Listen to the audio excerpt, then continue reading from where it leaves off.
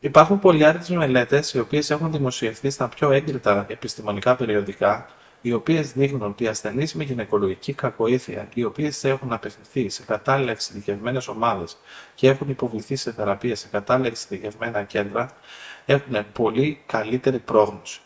Αυτό καθιστά την ύπαρξη ενός εξειδικευμένου γιατρού, για την ακρίβεια την ύπαρξη μιας εξειδικευμένης ομάδας στην γυναικολογική κακοήθεια, ακρογωνιαίο λίθο όσον αφορά την πρόγνωση και την πορεία της νόσου.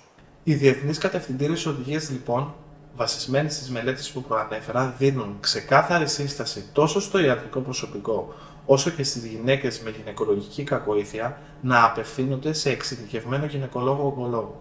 Αυτός, σε συνεργασία με το Ογκολογικό Συμβούλιο, το οποίο είναι απαραίτητο, θα μπορέσει να διασφαλίσει ότι το θεραπευτικό πλάνο που έχει αποφασιστεί για την εκάστοτε ασθενή είναι βασισμένο στα διεθνή πρωτόκολλα και εξασφαλίζει τη μέγιστη ασφάλεια. Αυτό για όλους εμάς είναι απαραίτητη προϋπόθεση και υποχρέωση.